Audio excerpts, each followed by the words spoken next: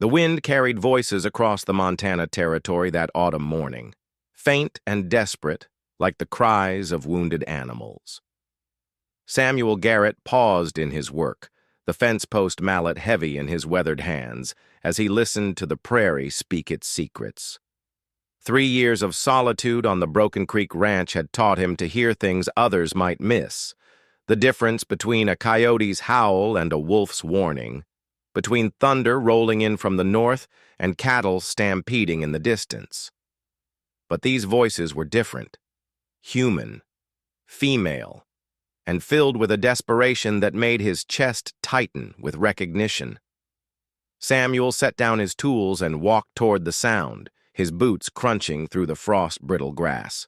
At 42, he moved with the careful economy of a man who had learned to conserve his strength for when it truly mattered. His dark hair, streaked with premature gray, caught the morning light as he climbed the low rise that overlooked the creek bottom where his modest ranch house sat like a weathered ship on an ocean of rolling grassland. The sight that greeted him stopped him cold. 2 women stood at his property line, their forms small against the vast expanse of sky and grass. Even from a distance he could see the exhaustion in their posture, the way they leaned into each other for support. Between them, clinging to their worn skirts, were children. He counted 4 small figures, maybe 5. It was hard to tell with them huddled so close together. One of the women raised her voice again, and this time Samuel heard the words clearly. "We are empty and starved!" The cry carried across the distance like a prayer launched into an uncertain heaven. "Please! If there's anyone who can hear us, we are empty and starved." Samuel's hand went instinctively to the Colt at his hip, not from any sense of threat, but from the habit of caution that kept lone men alive in this territory. But as he studied the group more closely, he could see they posed no danger to anyone, except perhaps to his carefully constructed solitude. The women appeared to be travelers, their clothing dusty and travel-worn. One was tall and angular, with dark hair that had escaped its pins to frame a face drawn tight with worry. The other was smaller, rounder, with lighter hair that caught the sun despite its tangled state. The children ranged in age from what looked like 3 or 4 years old to perhaps 10, all of them pressed close to the women's sides like chicks seeking shelter. Samuel remained still for a long moment, weighing his options. He had come to this isolated corner of Montana territory precisely to avoid situations like this. After the war, after losing his wife Martha to the fever, after watching his own farm in Missouri burn while he was away fighting for causes that seemed meaningless now, he had wanted nothing more than to be left alone with his cattle, his land, and his carefully tended solitude. But the children changed everything. Even from this distance, he could see how they swayed with exhaustion, how they clung to the women with the desperate grip of those who had nowhere else to turn. He began walking toward them, his long strides covering the ground quickly. As he drew closer, details became clearer.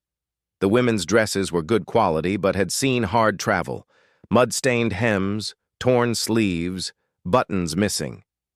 The children's faces were smudged with dirt and marked by the hollow-eyed look of those who had missed too many meals. The taller woman saw him first. She straightened, trying to summon dignity despite her obvious desperation.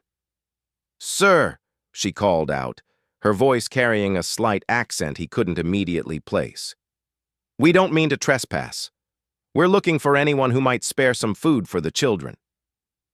Samuel stopped about 10 feet away, close enough to see the details but far enough to keep from seeming threatening. The smaller woman had pulled the youngest child, a little girl with tangled blonde curls, closer to her side.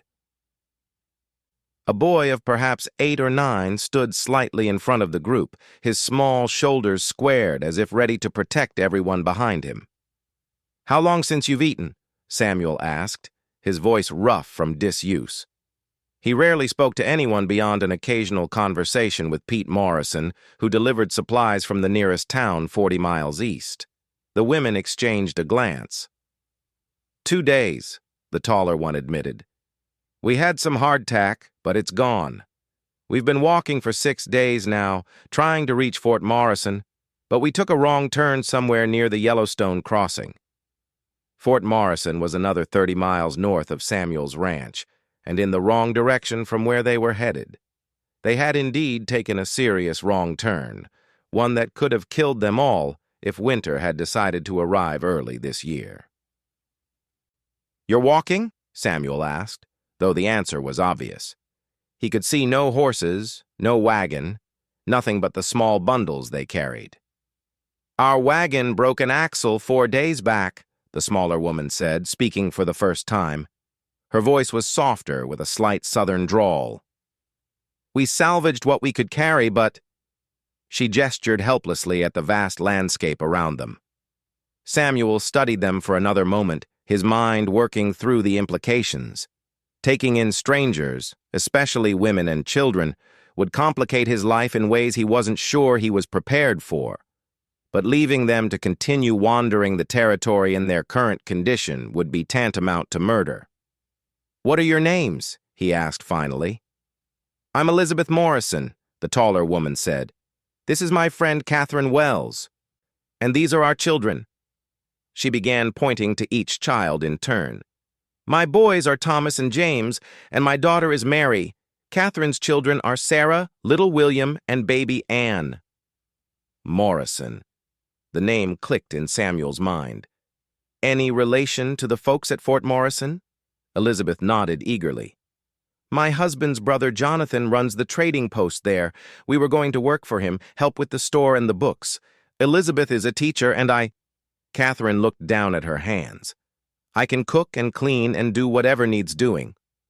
"What happened to your husbands?" The question came out more bluntly than Samuel had intended, but he needed to know what kind of situation he might be walking into. Elizabeth's face tightened. "My David died in a mining accident in Colorado Territory last spring. Catherine lost her Robert to fever the same month. We decided to travel together, pool our resources, make a new start." Samuel nodded slowly. It was a common enough story in this part of the country. The territories were full of widows and orphans, people trying to rebuild their lives after loss. He glanced at the children again, noting how quietly they stood, despite what must have been considerable hunger and exhaustion. "You said you're empty and starved," he said, looking back at the women. "How empty?" Catherine's face flushed, but she lifted her chin. "We have perhaps $2 between us, sir. We spent everything we had on supplies for the journey, and when the wagon broke—" She trailed off, but the implication was clear. Samuel made his decision. "My name's Samuel Garrett. This is my ranch. It's not much, but there's food and shelter." He paused, studying their faces. "But I'll be plain with you. I'm not used to company, and I live simple. You'll work for what you get, same as anyone else." The relief that flooded both women's faces was almost painful to watch. "Yes, sir," Elizabeth said quickly. "We'll work. We're not asking for charity, just a chance to earn our keep until we can figure out what comes next." "Mama," the youngest child, little Anne, whispered to Catherine, "is the man going to feed us?" Samuel looked down at the little girl, who couldn't have been more than 3 years old. Her blue eyes were enormous in her thin face, and she stared up at him with the solemn trust that only small children could manage. "Yes," he said simply. "I'm going to feed you." The walk back to the ranch house took longer than usual, as Samuel adjusted his pace to match the children's shorter steps. He found himself noticing things about his property that he hadn't thought about in months. How the house looked with its peeling paint and sagging front steps, how sparse his vegetable garden had become, how the yard could use some attention.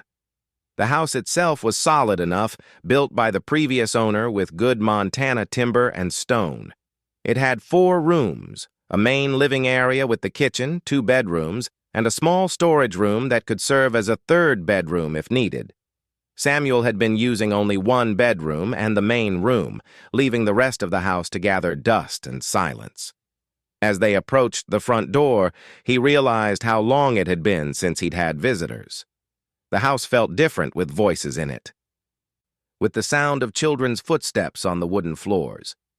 "Sit anywhere," he told them, gesturing toward the main room.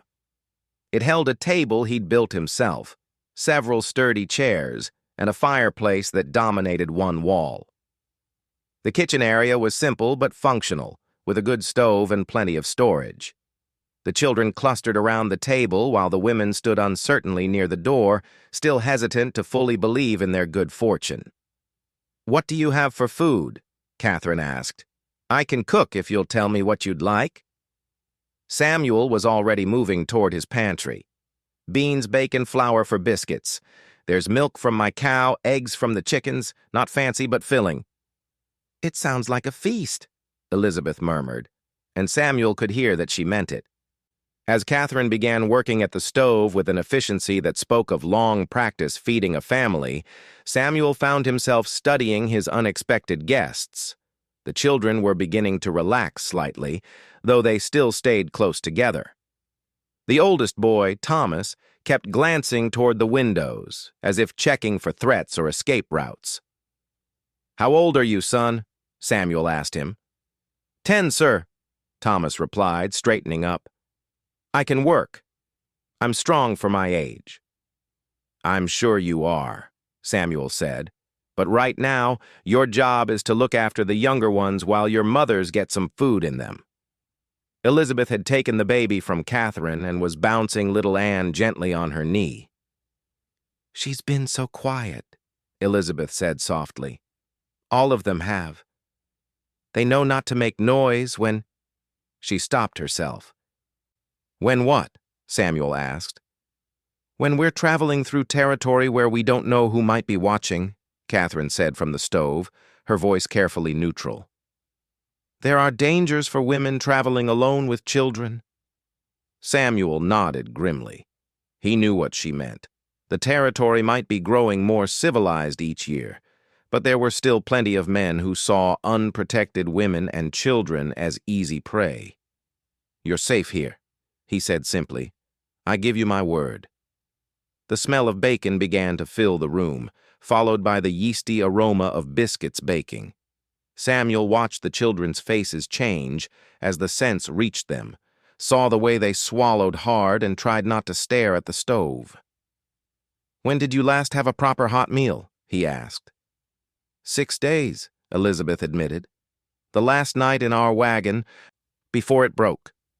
Catherine made stew with the last of our supplies." Samuel did some quick calculating.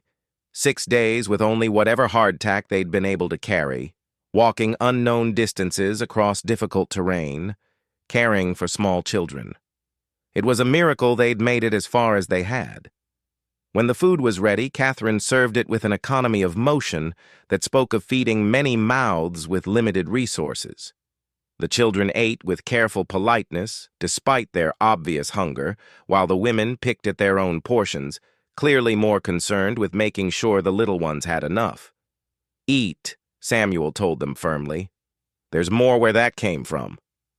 Only then did Elizabeth and Catherine begin to eat properly, and Samuel was struck by how young they both looked, despite the worry lines around their eyes.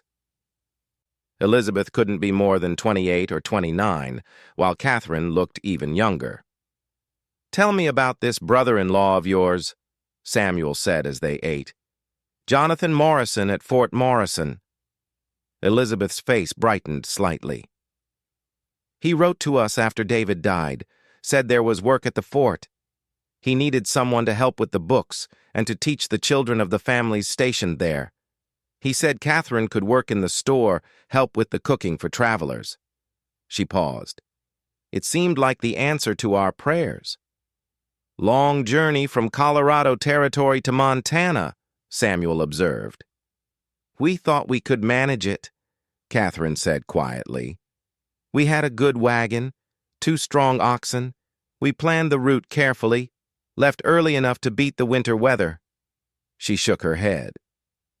"But we didn't count on the axle breaking in the middle of nowhere or getting turned around after we lost the trail."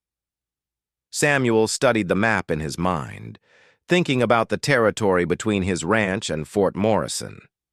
It was rough country, with several rivers to cross and terrain that could be treacherous, even for experienced travelers. Fort Morrison's about 30 miles north of here, he told them. But it's not an easy 30 miles. There's the Little Bighorn to cross, and some rough country in between. Could we make it in a day if we started early? Elizabeth asked hopefully. Samuel shook his head. Not with the children and not on foot. You'd need supplies, and someone who knows the way. The hope that had been building in Elizabeth's face began to fade. Then what do we do? We can't impose on your hospitality indefinitely, Mr. Garrett. Samuel, he corrected automatically. And you're not imposing. You're earning your keep, remember? There's plenty of work around here for anyone willing to do it.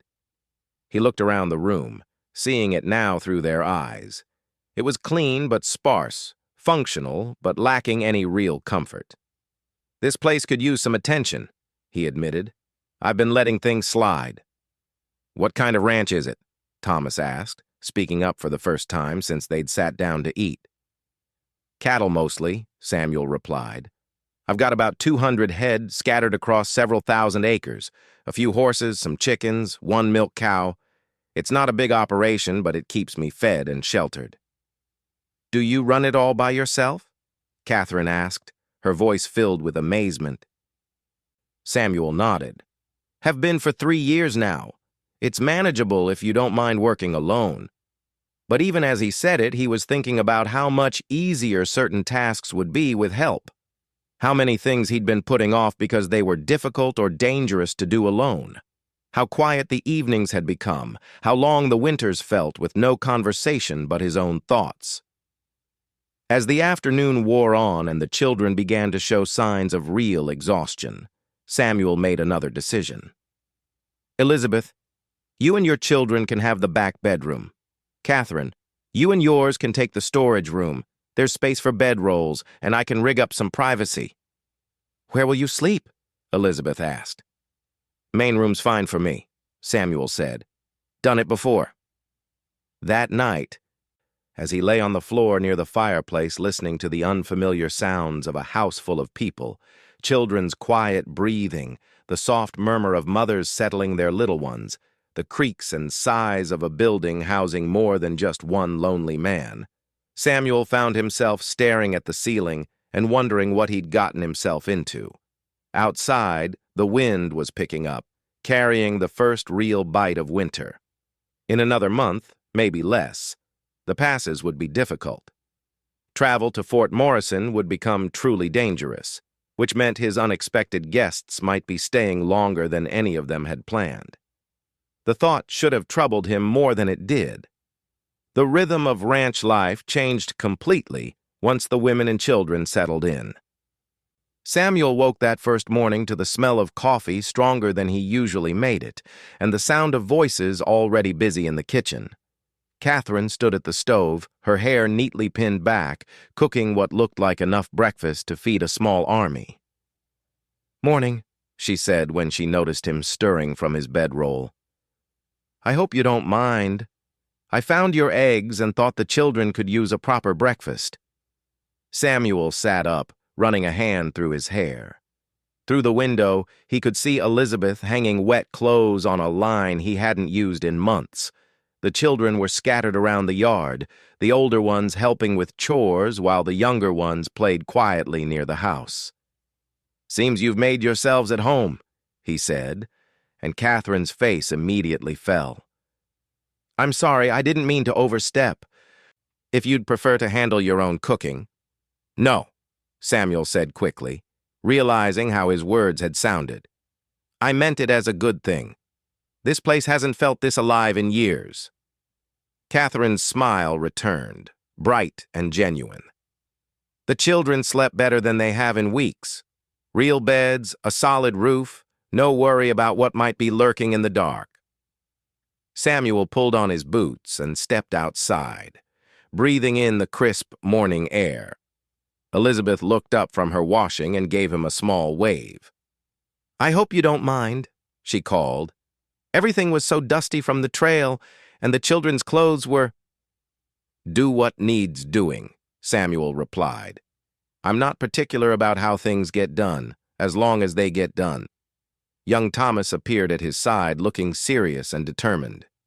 "Mr. Samuel, what can I do to help?" "Mama says we need to earn our keep." Samuel studied the boy's earnest face. "You know anything about cattle?" Thomas shook his head, but his eyes lit up with interest. "I can learn, though. I'm a fast learner." "Come on, then," Samuel said. "Time to check on the herd." The morning ride out to the grazing areas became an education for Thomas, who peppered Samuel with questions about everything from how to tell a healthy steer from a sick one to why the cattle needed to be moved to different pastures. The boy had a quick mind and genuine curiosity, and Samuel found himself enjoying the teaching in a way he hadn't expected. "Why do you live out here all by yourself?" Thomas asked as they rode back toward the house. "Don't you get lonely?" It was a fair question, and Samuel considered how to answer it. "Sometimes," he admitted. "But loneliness can be easier than disappointment." Thomas thought about that for a moment. "Mama says disappointment is just life asking you to try again." Samuel glanced at the boy, surprised by the wisdom in those words. "Your mama sounds like a smart woman." "She is," Thomas said with fierce pride.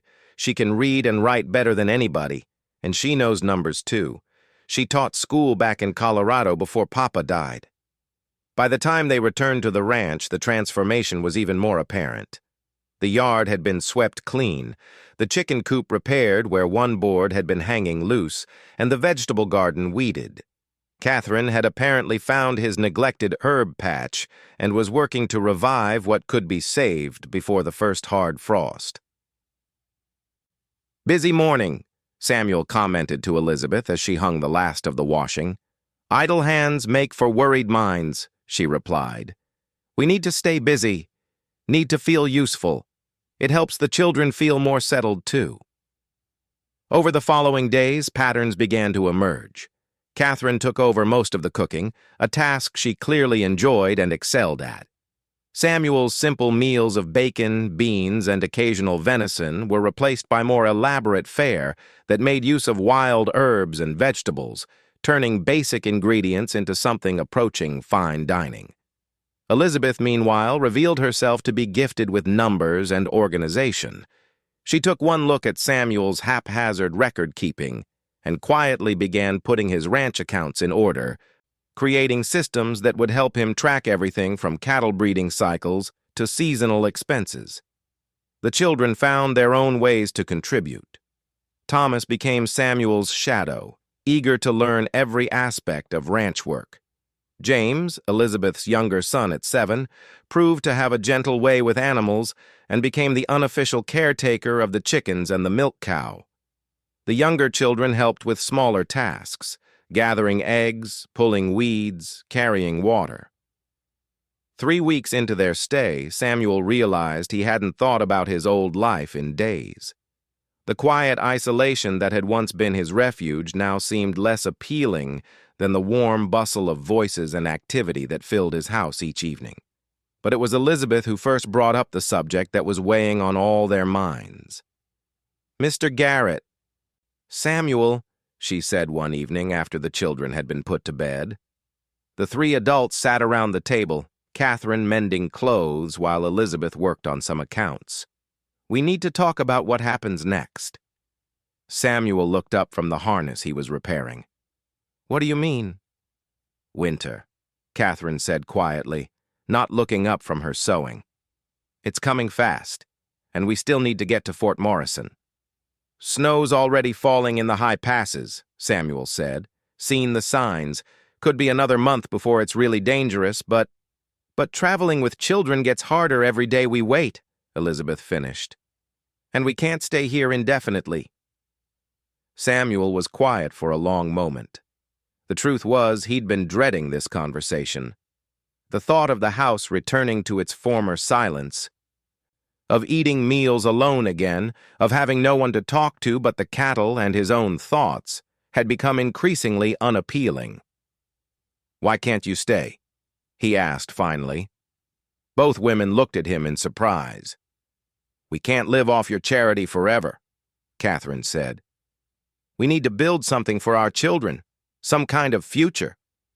Who said anything about charity? Samuel replied. Seems to me you've both been earning your keep and then some. This place runs better than it has in years. Elizabeth leaned forward, her eyes searching his face. What are you saying? I'm saying maybe Fort Morrison isn't the only option, Samuel said carefully. Maybe there's something to be built right here. The silence that followed was charged with possibility and uncertainty. Catherine's hands had stilled on her mending, while Elizabeth stared at Samuel as if trying to read his true intentions. You mean stay here? Catherine asked. Permanently? Why not? Samuel found himself warming to the idea as he spoke. There's plenty of land, plenty of work.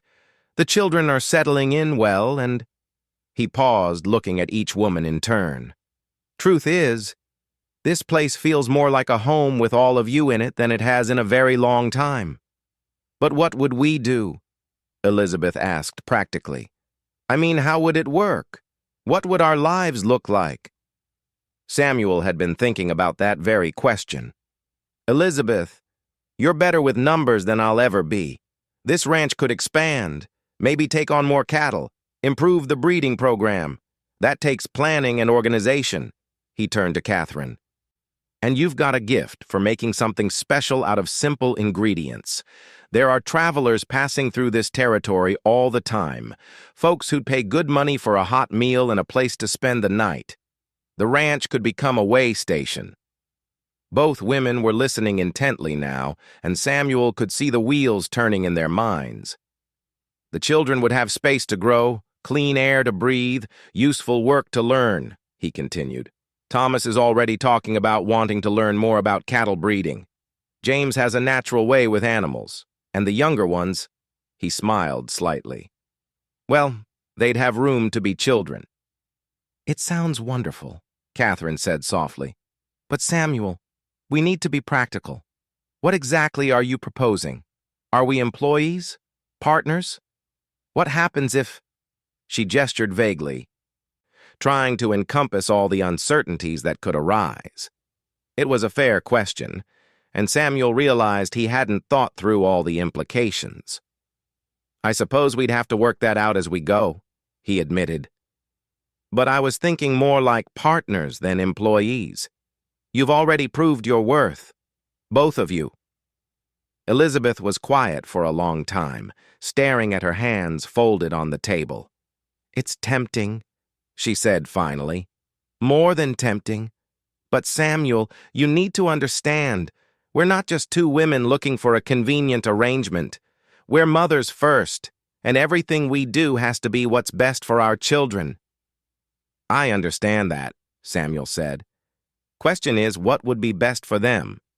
Traveling to an unknown situation at a fort, or building something here where they're already settling in? Before either woman could answer, they were interrupted by a commotion outside.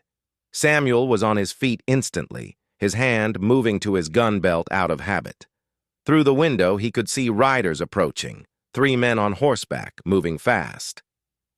Stay inside, he told the women, but Elizabeth was already moving toward the window. I know those horses, she said, her voice tight with tension. That's Jake Morrison's stallion, and those are his brothers with him. Samuel's blood went cold. Morrison was a name he knew, but not the friendly brother-in-law who ran the trading post at Fort Morrison. Jake Morrison was known throughout the territory as a hard man who believed in taking what he wanted and dealing with consequences later. You know Jake Morrison? He asked Elizabeth. Her face had gone pale. He's Jonathan's brother, but they've been feuding for years.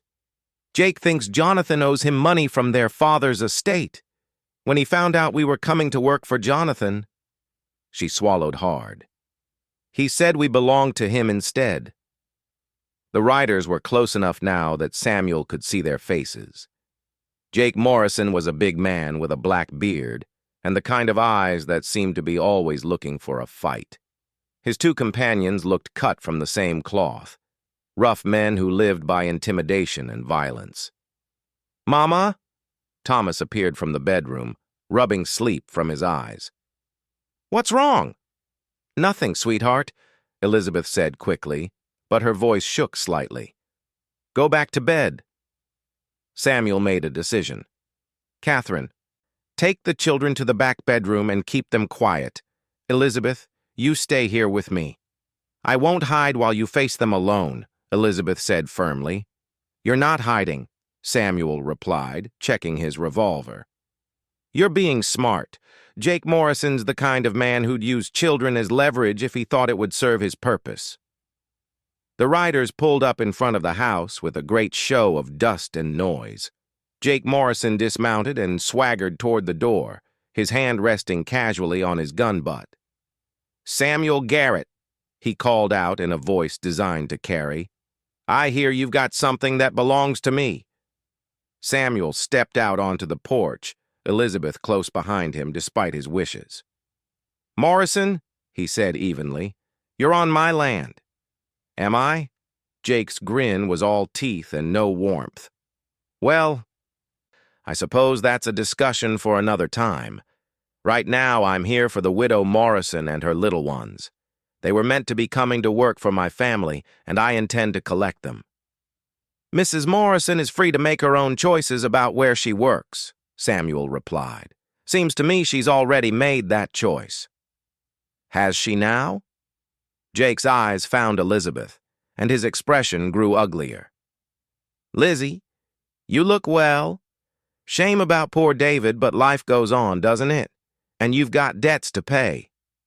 "I don't owe you anything, Jake Morrison," Elizabeth said, her voice steady despite the fear Samuel could sense in her.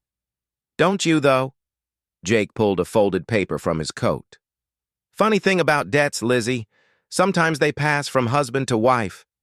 David borrowed money from me 3 years ago to stake his mining claim. $500 with interest." Samuel felt Elizabeth go rigid beside him. David never mentioned any such debt. "Well, he wouldn't, would he? Man's got his pride. But the debt's real enough, and now it's yours." Jake's smile was predatory. "Course, I'm a reasonable man. Work for me for, say, 2 years, and we'll call it even." "And if she refuses?" Samuel asked, though he already knew the answer. Jake's hand moved closer to his gun. "Well, that would be unfortunate for everyone involved, especially the children." The threat hung in the air like smoke from a gun barrel. Samuel could feel the weight of the moment, the way everything balanced on the edge of violence or submission. Behind him, he could sense Elizabeth's struggle between protective fury and maternal fear. "You've got 1 minute to think it over, Betsa." "Lizzie," Jake said, his voice deceptively casual, "then we're taking you and those children whether you want to come or not." Samuel stepped forward, putting himself more clearly between Jake and Elizabeth. "I'm afraid that's not going to happen, Morrison." Jake's eyes narrowed as he took in Samuel's stance, the careful positioning of his gun hand, the way he held himself like a man prepared for whatever came next. "You fixing to fight me over another man's widow, Garrett?" Jake asked, his voice dropping to a dangerous level. "I'm fixing to protect people under my roof from threats and intimidation," Samuel replied. "Same as any decent man would do." For a moment, the two men stared at each other across the dusty yard, while Jake's companions shifted nervously in their saddles. Samuel could hear his own heartbeat, could smell the sweat and leather and fear that hung in the air like a brewing storm. Then Jake laughed, a harsh sound that held no humor. "Well now, this is interesting. The hermit of Broken Creek has found himself a cause." He looked past Samuel to Elizabeth. "You choose this, Lizzie? Choose to hide behind another man's gun instead of paying what you owe?" "I choose to make my own decisions about my life and my children's future," Elizabeth said, stepping up beside Samuel despite his attempt to keep her behind him. "And I choose to stay here." The words seemed to echo in the sudden silence that followed. Even the wind had died down, as if the whole territory was holding its breath to see what would happen next. Jake's face darkened with anger, and Samuel tensed, knowing that the moment of truth had arrived. Jake Morrison's hand was already moving toward his gun when a new voice cut through the tension like a knife through butter. "I wouldn't do that if I were you, Jake." Everyone turned to see a man on horseback cresting the small rise behind the ranch house. He was older than Jake, with iron-gray hair and the kind of weathered face that spoke of years spent in the saddle. Most importantly, he wore a star on his vest, the badge of a territorial marshal. "Marshal Hendricks," Samuel said, his voice carefully neutral. He'd met Bill Hendricks a few times over the years, knew him to be a fair man, but one who didn't tolerate troublemakers. "Samuel," the marshal nodded, then turned his attention to Jake Morrison. "Jake, I've been tracking you and your boys across 3 counties. Something about stolen horses and a burned-out homestead near Billings." Jake's face had gone carefully blank, but his hand moved away from his gun. "Marshal, you've got no cause to be bothering me. I'm just here conducting some legitimate business." "That so?" Hendricks's eyes moved to Elizabeth, taking in her defensive posture and pale face. "Mrs. Morrison, isn't it? I heard you were traveling to Fort Morrison to work for Jonathan. Jake giving you trouble?" Elizabeth straightened, and Samuel could see her drawing on reserves of strength he hadn't known she possessed. "Marshal Hendricks, this man claims my late husband owed him money. He's threatening to take my children and me by force if I don't work for him to pay this supposed debt." Hendricks' expression darkened. "That's so, Jake. You got papers for this debt? Something legal and proper?" Jake pulled out the folded document again, but his swagger had diminished considerably with the marshal present. "Right here. $500 signed and witnessed." Hendricks rode closer and held out his hand. "Let me see that." Jake hesitated for a moment, then handed over the paper. The marshal studied it carefully, his experienced eyes catching details that others might miss. "Interesting," he said finally. "This signature looks mighty fresh for a document that's supposed to be 3 years old. And this paper," he rubbed it between his fingers. "This is new paper, Jake. Not 3 years old." "You calling me a liar, Marshal?" Jake's voice carried dangerous undertones. "I'm calling you a forger," Hendricks replied calmly. "And that's a hanging offense in this territory." He tore the document in half. "Now you and your boys are going to get on those horses and ride out of here. And Jake, if I hear of you bothering Mrs. Morrison or her children again, I'll hunt you down like the dog you are." For a moment, it looked like Jake might make a fight of it anyway. His face was flushed with anger and humiliation, and his hands twitched toward his guns. But Hendricks was known throughout the territory as a man who could back up his words with action, and Jake's companions were already edging their horses away from potential gunfire. "This isn't over, Lizzie," Jake snarled, but he was already moving toward his horse. "You think you can hide behind other folks' guns forever, but debts have a way of coming due. The only thing coming due is your date with a hangman's rope if you don't clear out of my sight," Hendricks said, his hand resting on his own gun butt. Jake mounted his horse with an angry jerk of movement, then wheeled around to face Samuel. "You too, Garrett. This territory's smaller than you think, and I've got a long memory." "So do I," Samuel replied evenly. "And I remember you're the one making threats on my land." Jake spat in the dust, then spurred his horse hard.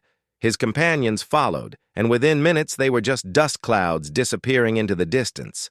Marshal Hendricks dismounted and approached the porch, removing his hat respectfully when he saw Elizabeth. "Ma'am, I apologize for that unpleasantness. Jake Morrison's been trouble for years, but we've never been able to pin anything solid on him until now." "Thank you, Marshal," Elizabeth said, her voice shaky with relief. "I don't know what would have happened if you hadn't arrived." Hendricks glanced at Samuel, noting his stance and the way his hand had never moved far from his gun. "I suspect Samuel here would have handled things just fine, ma'am." Man doesn't survive 3 years alone in this territory without knowing how to take care of himself. How did you know to come here? Samuel asked. Didn't exactly, Hendricks admitted. Been tracking Jake and his boys for 2 days, following reports of trouble. Saw smoke from your chimney and figured I'd stop by to see if you'd noticed anything unusual. He grinned. Turns out I had. Catherine appeared in the doorway, having heard the commotion die down. Marshall, would you like some coffee? Something to eat? That's mighty kind of you, ma'am. I could use some coffee and a chance to rest my horse. As they settled around the kitchen table, Thomas crept out from the bedroom, followed by the other children. They stared wide-eyed at the marshal's badge and guns, clearly fascinated by this real-life lawman. You boys ever seen a marshal's badge up close? Hendricks asked, unpinning the star from his vest and handing it to Thomas. No, sir, Thomas breathed, handling the badge with reverent care. It's heavier than I thought it would be. That's because it carries the weight of responsibility, Hendricks said seriously. Every man who wears one of these has to be ready to stand between decent folks and those who do them harm. Samuel found himself studying the children as they crowded around the marshal, asking questions about his job and his travels. They looked different than they had a month ago. Healthier, more confident, more settled. This was what children should look like, he realized. Safe and curious and free to be children instead of worrying about where their next meal was coming from. After the marshal finished his coffee and rode on, promising to keep an eye out for Jake Morrison, the 3 adults found themselves alone again. But the atmosphere was different now. The threat that had been hanging over them was gone, and with it, the last barrier to making real decisions about their future. So, Catherine said, settling back into her chair. Where does that leave us? Elizabeth looked at Samuel, her eyes holding a mixture of gratitude and something deeper. It leaves us with choices to make, she said quietly. Real choices, without coercion or threats. Samuel leaned back in his chair, studying both women. Over the past month, he'd watched them transform from desperate refugees into essential parts of his daily life. But more than that, he'd watched himself change, too. The careful walls he'd built around his heart had crumbled so gradually he'd barely noticed it happening. I meant what I said before, he told them, about staying, about building something here together. But I want to make sure you understand what I'm offering. Tell us, Elizabeth said. Samuel chose his words carefully. I'm not talking about charity or temporary help. I'm talking about partnership, real partnership. This ranch could support all of us if we work it right, and with your skills.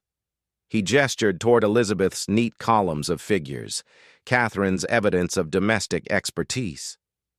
We could build something bigger than any of us could manage alone.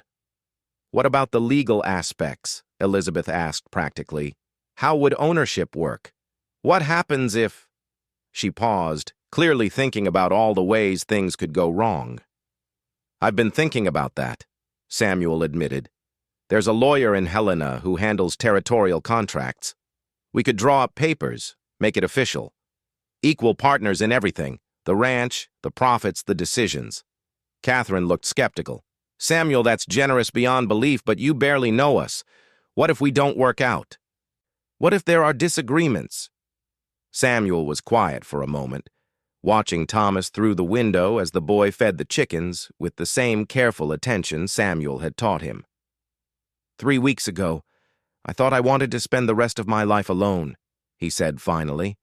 Thought that was safer, simpler, better than risking disappointment or loss again. He turned back to the women. But this past month has shown me something I'd forgotten. That life shared is worth the risks that come with it. You've both proved yourselves a dozen times over. Your children have brought life back to this place. And I... He paused, struggling to find the right words. I sleep better at night knowing I'm not the only one standing guard over what matters. Elizabeth's eyes had filled with tears, and she reached across the table to clasp his hand. Samuel, you saved our lives. All of our lives. We were truly empty and starved when we found you, in more ways than just hunger. We all saved each other, Catherine said softly. That's what families do. The word hung in the air between them, heavy with meaning and possibility. Family, not born of blood but chosen through shared struggle and mutual care. Is that what we are? Samuel asked. A family? Thomas chose that moment to burst through the door, his face bright with excitement. Samuel, one of the heifers is having her calf early. James spotted her down by the creek. Samuel was on his feet immediately, but as he headed for the door, he found his path blocked by Elizabeth and Catherine, who were clearly coming with him. What are you doing? He asked. We're coming to help, Elizabeth said matter-of-factly. That's what partners do. The birth went smoothly, with Catherine proving surprisingly knowledgeable about animal midwifery and Elizabeth keeping careful notes about the calf's vital statistics for the ranch records. The children watched in fascination as new life entered the world, and Samuel found himself thinking about cycles and continuations, about how the end of one story could be the beginning of another. That evening, as they sat around the dinner table sharing the day's events, Samuel looked around at the faces surrounding him and felt something he hadn't experienced in years. Complete contentment. Not the absence of worry or challenge, but the deep satisfaction that comes from knowing you're exactly where you belong. I have a question, little Sarah announced, Catherine's 6-year-old daughter who rarely spoke up during adult conversations. What's that, sweetheart? Catherine asked. If we stay here forever, does that mean Samuel is like our papa now? The question brought silence to the table, but it wasn't an uncomfortable silence. It was the silence of people considering possibilities they hadn't dared to voice. Would you like that? Samuel asked gently. Sarah nodded solemnly. Papas keep families safe, and you kept us safe from the bad men. Samuel felt his throat tighten with unexpected emotion. Then I suppose I could try to be the kind of papa you deserve, he said. Later that night, after the children had been put to bed and the 3 adults were finishing their evening chores, Elizabeth approached Samuel as he banked the fire for the night. Samuel, she said quietly, I need to ask you something directly and I need an honest answer. All right. This partnership you're proposing, is it just about the ranch? About practical arrangements and shared responsibilities? Samuel straightened, meeting her eyes. Are you asking if I have feelings for you? Elizabeth's cheeks colored slightly, but she held his gaze. I suppose I am. Samuel considered his answer carefully. Elizabeth, I won't lie to you. I care about you. Probably more than I should after such a short time. But I also know you're vulnerable right now, rebuilding your life, responsible for your children's welfare. I don't want you to feel pressured into anything beyond what you're comfortable with. And what if I'm not feeling pressured? She asked softly. What if I'm feeling something else entirely? Before Samuel could answer, Catherine appeared in the doorway. I'm sorry to interrupt, but I think we need to have this conversation together. All of us. She sat down at the table, gesturing for Samuel and Elizabeth to join her. We've been dancing around something for weeks now, and it's time to be honest about it. Samuel, you care for Elizabeth. Elizabeth, you care for Samuel. And She paused, her voice growing smaller. I care for both of you, and for what we've built here together. Catherine, Elizabeth said gently, what are you trying to say? I'm saying I don't want to be the third wheel in someone else's romance, Catherine replied with characteristic directness.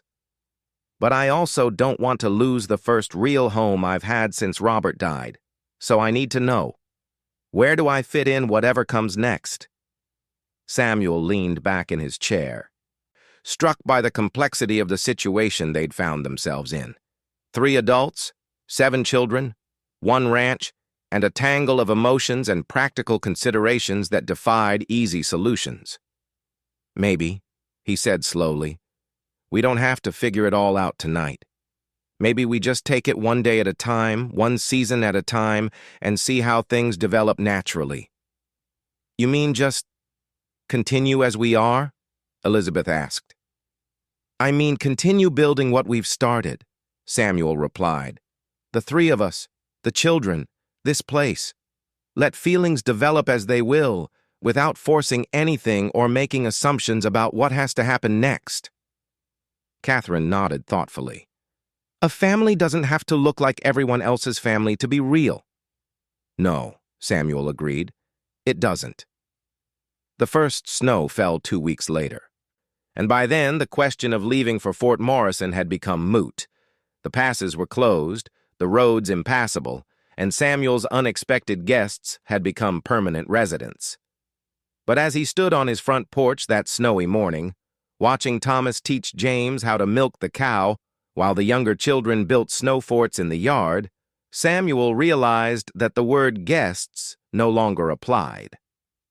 Elizabeth emerged from the house, wrapping a shawl around her shoulders as she joined him on the porch. "Penny for your thoughts," she said. "Just thinking about how much has changed," Samuel replied. 6 months ago, I thought I knew exactly what my life looked like. Quiet, simple, predictable. Elizabeth smiled, slipping her hand into his. "And now?" "Now it's loud, complicated, and completely unpredictable," Samuel said. "And I wouldn't trade it for anything." From inside the house came the sound of Catherine singing while she prepared breakfast, her voice joining with the children's laughter to create a symphony of domestic happiness that Samuel had never thought he'd hear again. He squeezed Elizabeth's hand and realized that sometimes the most important prayers weren't the ones you spoke, but the ones that were answered in ways you never could have imagined. The wind that had once carried desperate voices across the Montana territory now carried different sounds: the laughter of children, the lowing of cattle, the everyday music of a life shared, and a future full of possibility. And Samuel Garrett, who had once been the loneliest man in the territory, found himself surrounded by more family than he'd ever dared to dream of. All because 2 mothers had been brave enough to call out into the wilderness when they were empty and starved. Now none of them were empty anymore.